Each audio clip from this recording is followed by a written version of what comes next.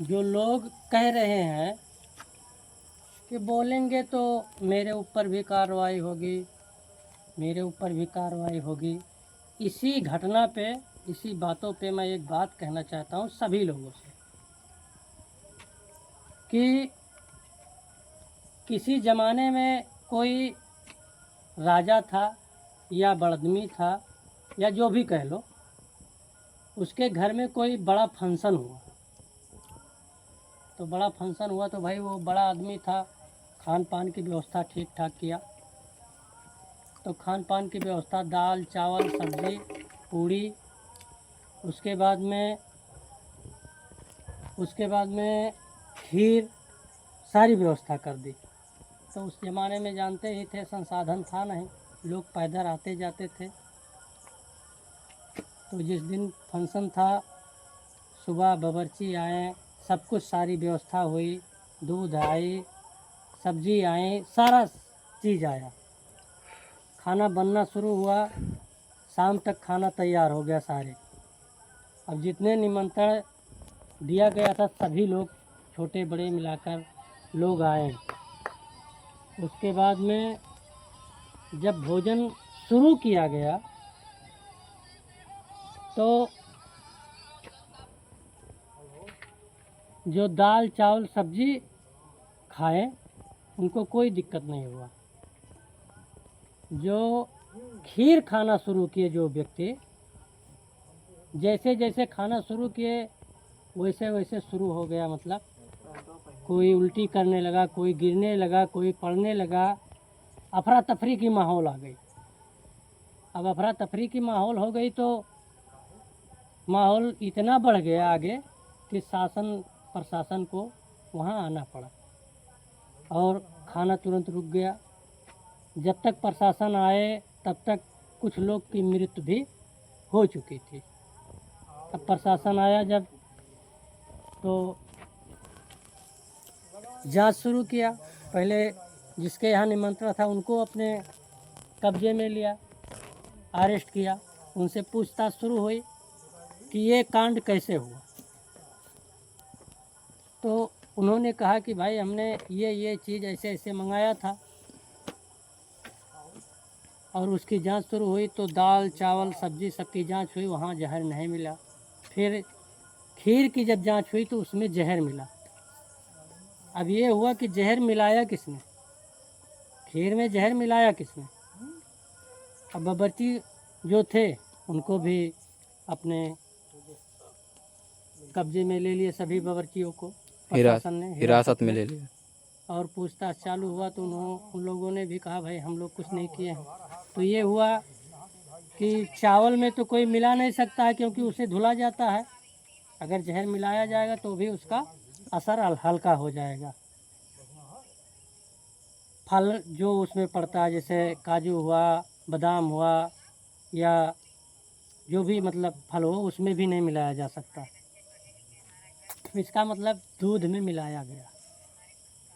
अब दूध कहाँ से आया, इसकी जांच शुरू हुई। राजा से पूछा गया दूध कहाँ से आया, तो राजा ने कहा कि वो फला गांव की ग्वालिन ने दूध लाया।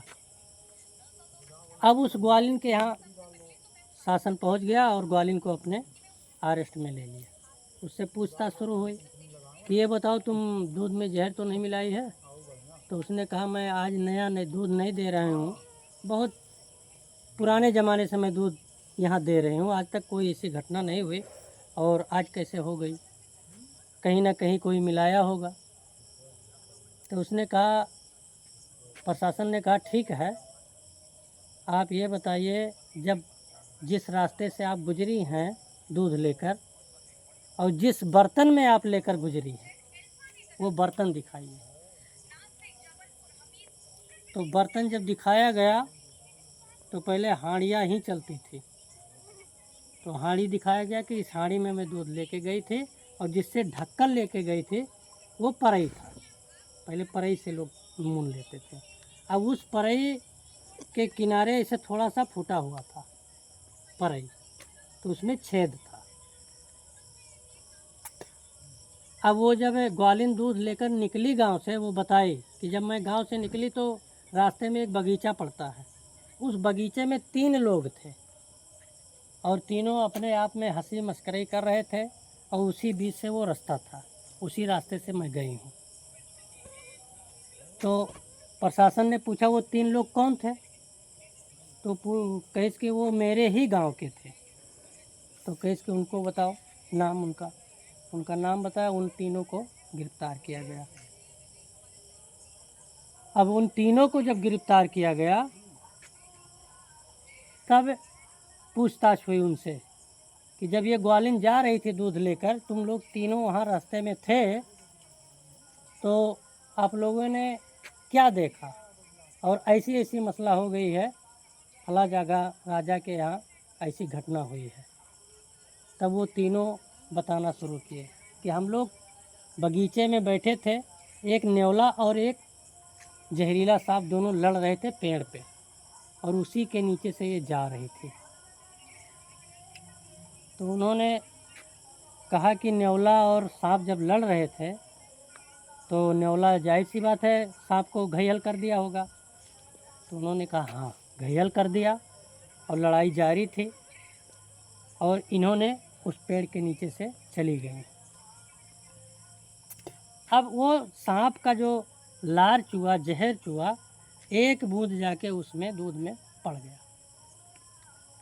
तो इन लोगों से कहा गया कि ये बताओ तुम लोग इस महिला को रोके क्यों नहीं? शायद वो रास्ता काट कर निकल जाती, ये घटना नहीं हो पाती। तो उन लोगों ने कहा हाँ, ये मुझसे गलती हुई है। तो उन तीनों को गिरफ्तार किया गया, बाकी लोगों को छोड़ दिया गया। अब उन तीनों को गिरफ्तार इसलिए किया गया कि काश अगर इस महिला को तुम लोग रोक लेते तो जो जाने गई हैं वो जान आज बच जाती। अब यहाँ तो सभी लोग बरी हो गए और वो तीनों ना बोलने के वजह से जेल के सलाखों के पीछे चले गए और गुनाहगार बन गए। तो बोलना भी ज़रूरी है, अगर नहीं बोलोगे तो आप भी गुनहगार हो। जी जी बिल्कुल। अगर मैंने गलत कहा है तो आप लोग बताइए कि हाँ आपने गलत कहा है। ठीक, बोलना ज़रूरी है कि नहीं ज़रूरी है? जरूरी है। तो धन्यवाद भैया। कोई भी मैटर हो बोलो ज़रूर, अगर नहीं बोलोगे तो कहीं ना कहीं आप भी गुनहगार साबित होंगे। जी जी। धन्यवाद।